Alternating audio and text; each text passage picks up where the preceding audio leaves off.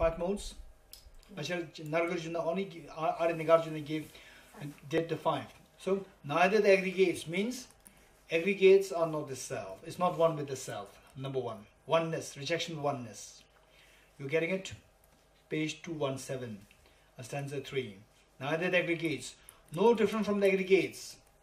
That the self is empty of being different from the aggregates. Number 2. You're getting it? Number 3. Aggregates don't depend on him. Number 4. Nor is he dependent on them. Them meaning the aggregates. Aggregates don't depend on him means he is the dependee and the aggregates are dependent. Nor is he dependent on them. Meaning he is the dependent and the aggregates as dependee. So dependent, dependee. The Tathagata does not possess the aggregates possession. Right? How many gone? 5 rejections finished. What is the Tathagata? So that is related to even the Buddha said that even the Buddha whom we respect so much, to whom we revere, the one who we revere so much, even the Buddha is also dreamlike. Even the Buddha is also dreamlike. Even the Nirvana is also dreamlike. Samsara is dreamlike. Everything is dreamlike. So it says, neither the aggregates, no different from the aggregates. The aggregates don't depend on him, nor is he dependent on them. The Tathagata does not possess aggregates. What is the Tathagata? So in your own meditation, you can replace with your own name. What is saying your name? We just repeat what is Dorji, like this. Okay. So this is one thing. Now the next part I like to introduce to you is page 218. Page 218. Okay. What we did now of the 5 aggregates, neither the 5 aggregates, right? Aggregates. We can apply the same thing in I personally, in my meditation, how I use this. Neither the aggregates also, although I recite this in Tibetan, this is the Tibetan version. So there I recite, I use this same stanza because this stanza was written by Nagarjuna, who wrote it through his bare direct experience of emptiness. So therefore this is so precious. So better not to alter the wordings and so forth. Keep it as it is. Yet in your meditation, instead of the aggregates, I use the elements. Neither the elements, no different from the elements. Elements don't depend on him, nor is he dependent on them. The Dorji does not possess the elements. What is Dorji? This is how I change in my meditation. I apply in this meditation.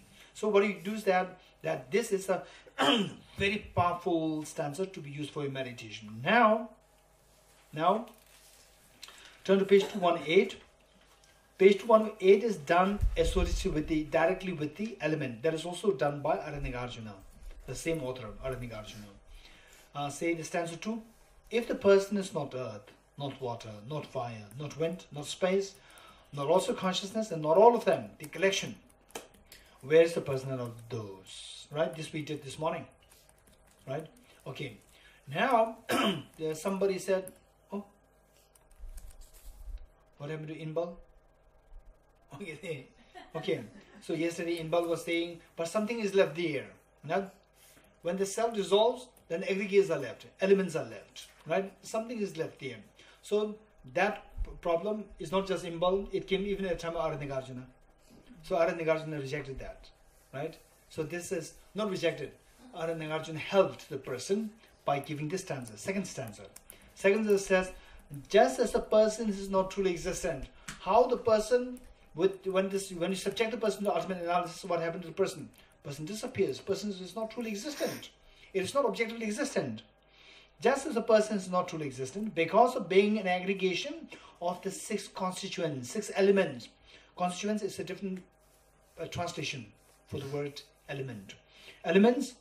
So each constituent also is not truly existent. Each constituent, what you think is left there.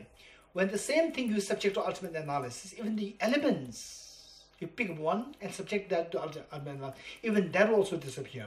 So each constituent also is not truly existent, is also not objectively existent, as they are aggregations of their own constituents, right?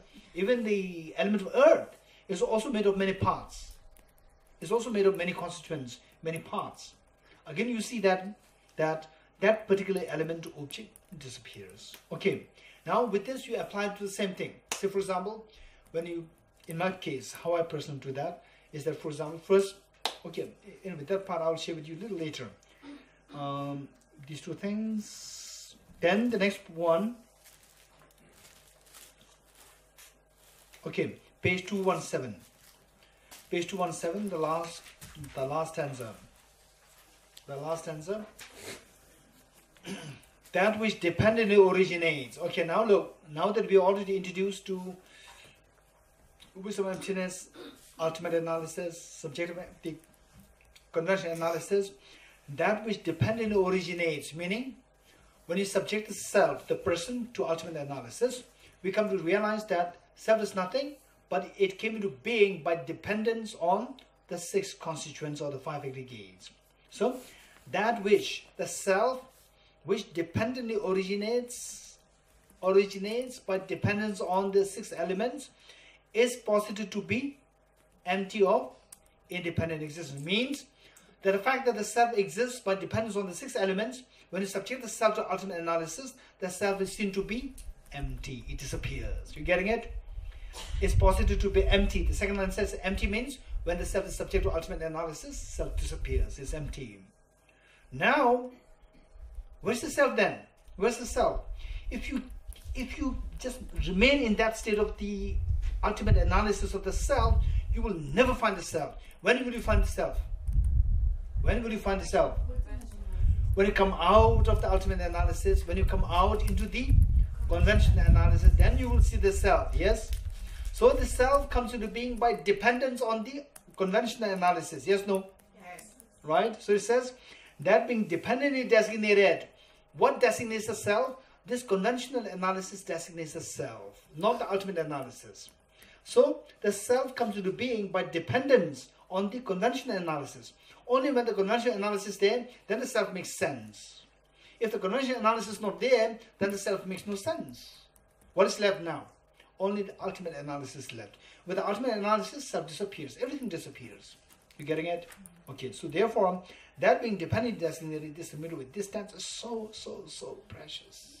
Okay, so His Holiness the Dalai Lama oftentimes advises people to memorize this stanza, right? Okay, 1. The next stanza continuation. Since there is no phenomenon that is not dependently originated, therefore there is no phenomenon that is not empty. This is what His Holiness again wants people to memorize. Always use them in your meditation. Okay. Then what else? Okay, let's turn to page 215.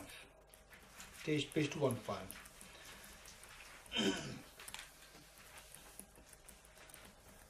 Page 215. The last stanza. This is from the sutra by the Buddha. The Buddha said it. The various, imagine that you go into the garden. Imagine that you say you have a very hectic lifestyle, very hectic job, and there's so much of same in the job. The boss is very unhappy it was you, and your colleagues are also not talking to you. You greet your colleagues. Colleague A is very reluctant to greet you. Then you turn to colleague B. Colleague B likewise, same thing. Colleague C even has no time because colleague C is going through a trauma because of the loss of near and dear ones and so forth. Everywhere you look at, things are so gloomy. You come home, your children are not talking to you. There's a problem. Your children are busy, age 16, 17, very busy in their own life. They don't want to talk to you. Say, please spend some time with me. I'm also going through difficulty myself, right? This is how your children respond. So you're just going through everywhere, just everything bad, back to back.